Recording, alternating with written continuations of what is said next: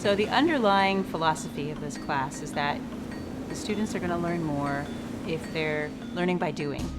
And so, we built the class on a model of inquiry-based science education. That's how you really learn. We have concepts from class.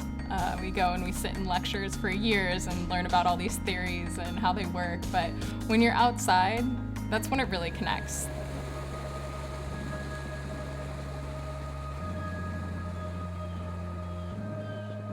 So the super course is a 20-unit intensive course, and its name is actually Ecology and Conservation in Practice. It's important to get the students and really immerse them in the field, and by doing that, that's not just going out for an hour or two or a weekend. It's going out there for a week and a half, getting to understand the natural history, learn the plants, the animals, and then ask questions. When you're actually the one coming up with the questions, you're not just helping a graduate student or thinking about it in class, you're the one that's going to have to go out and test your ideas. It's completely different. So it's really just the act of actually getting out in the field. All of the courses I've taken up before this just involved a lot of imagination and kind of just trying to stare at these textbooks and figure out what's really going on, but it's an extremely different experience actually doing with my hands and learning. When they're generating the questions themselves, there's natural curiosity, there's natural interest in the outcome, and so the students are hugely invested in figuring out the answers to their questions. I am much more analytical about the world around me. I had an idea about research and how you go about it before, but now it's completely different.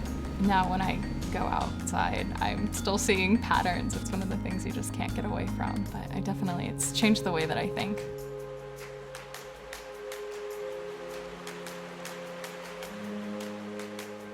More than anything, they gain experience and confidence in their ability to ask good questions themselves and figure out how to answer them.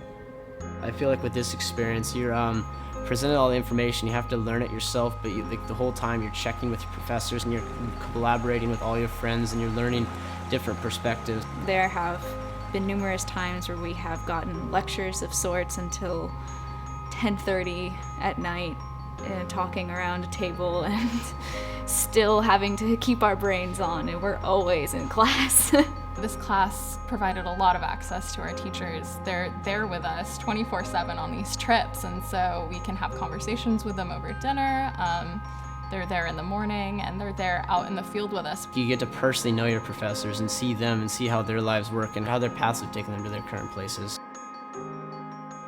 Being on the ground, participating in the teaching, seeing the excitement in the students' eyes, watching them struggle through the scientific method and really learn about doing science, how you do it, the trials and tribulations, that is something that is very, very special, and certainly is something that I'm very passionate about. And what it does for me personally is it recharges me and makes me realize the importance of the reserves in this kind of education. Not only does it inspires me just being out in the field with these young, excited people, but I also see the changes it makes in their careers, and that makes all the difference in the world. It makes me really want to get up in the morning and teach this class all over again. There's a tradition at UCSC of doing this kind of hands-on learning that's connected to real social and environmental issues, and so the students here are fantastic because that's what a lot of them are here for too. And so they're motivated, they're self-starters, and they're passionate about what they're doing, and so it's a lot of fun for me.